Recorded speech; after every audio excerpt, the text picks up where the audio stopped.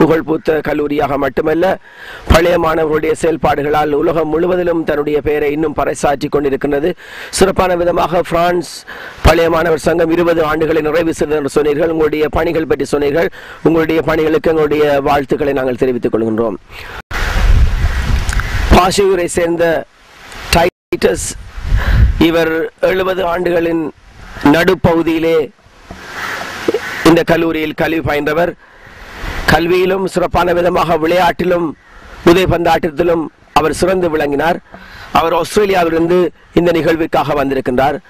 உங்களுடைய இந்த வருகை பற்றியும் இன்று வந்து நீங்கள் இந்த பாடசாலையை நீங்கள் பார்க்கின்ற போது உங்களுடைய மனதில் எழுகின்ற எண்ணங்கள் பற்றியும் எங்களுக்கு சற்று சொல்லுங்கள்.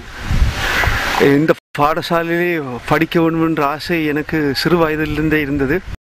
எனது மாமா, எனது உறவினர்கள் விளையாட்டுத் துறைகளிலே சிறந்து விளங்குவதால் நான் பாடசாலையில் சேரும் முன்பே இந்த பாடசாலை விளையாட்டுகளை பார்க்க வந்திருக்கின்றேன். அதனால் ஏற்பட்ட ஆர்வம் என்னை இந்த பாடசாலைக்கு சேர தூண்டியது. நான் 1968ஆம் ஆண்டு என்னுடைய பூட்டி, அதாவது என்னுடைய அம்மாவுடைய தாய் தான் அப்போது அதிபராக இருந்த அருள் திரு மதுரநாயம் அடிகளாருக்கு தெரிந்த ஒரு பெண்மணியாக இருந்தபடியால் அவை என்னை இந்த பாடசாலையிலே சேர்த்து விட்டார்.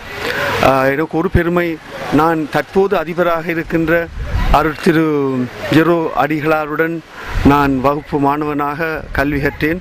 அந்த பெருமையும் எனக்கு இருக்கின்றது. அத்தோடு நான் இந்த பாடசாலையிலே எனது காலங்களிலே கல்வி கற்ற பல குருக்களோடு சேர்ந்து நான் பழகியதால் இந்த பாடசாலையிலும் எமது சமயத்திலும் அன்புமிக்கவனாக நான் பல வருடங்களாக இருந்து வந்திருக்கிறேன். 77ஆம் ஆண்டு நான் இந்த பாடசாலையிலே பிரான்சிஸ் ஜோசப் அவர்கள் அதிபராக இருந்த பொழுது நான் பேராதனை வளாகத்துக்கு தெரிவாகி பொறியியல் துறையிலே எனது கல்வியை மேற்கொண்டேன். அன்றிலிருந்து இந்த பாடசாலையோடு என்னை இணைத்து வருகின்ற ஒவ்வொரு அதிபர்களோடும் எனது செயற்பாடுகளையும் எனது அன்பையும் எனது ஆதரவையும் தெரிவித்து வந்திருக்கின்றேன். 88ஆம் ஆண்டு நான் இந்த நாட்டை விட்டு உயர்கல்விக்காக சென்று அங்கிருந்து உயர்கல்வி முடித்த பின்பு தாய்லாந்திலிருந்து 90ஆம் ஆண்டிலே நான் ஆஸ்திரேலியாவுக்கு புலம்பெயர்ந்தேன். அப்பொழுது அங்கு இருந்த மாணவர், அதாவது பழைய மாணவர் சங்கத்தோடு என்னை இணைத்து கொண்டேன். அங்கு 87ஆம் ஆண்டு இந்த மாணவர் சங்கம் தொடங்கி இருக்கிறார்கள். நான் 90ஆம் ஆண்டிலிருந்து அந்த சங்கத்தோடு செயலாளராகவும் தலைவராகவும் கடமை புரிந்து வந்திருக்கின்றேன்.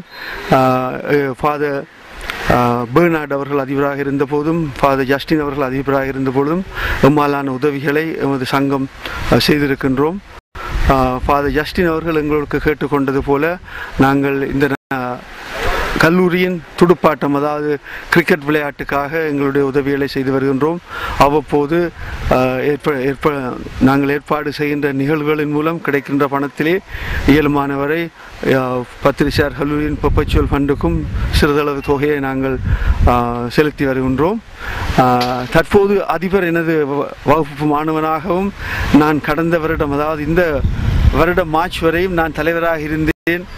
அந்த ஒரு நோக்கத்துக்காகவும் சென்ற மார்கழி மாதம் இங்கே வரும்பொழுது கொழும்பு தலைவர் திரு பொன்ராஜா மற்றும் யாழ்ப்பாணத்திலே தலைவராக இருந்தவரும் நான் இந்த நிகழ்வுக்கு கட்டாயம் வர வேண்டும் என்று கேட்டுக்கொண்டதற்காகவும், தற்போது எனது மகன் அந்த நாட்டிலே உயர் பாடசாலையில் பரீட்சை எழுதி கொண்டிருக்கிறார், அவரையும் விட்டுவிட்டு எனது இந்த கல்லூரி நிகழ்விலே பங்கு கொள்ளும் என்ற ஆர்வத்துடன் தூண்டியதால் நான் இந்த நிகழ்வில் கலந்து கொள்ள அங்கிருந்து வந்திருக்கின்றேன்.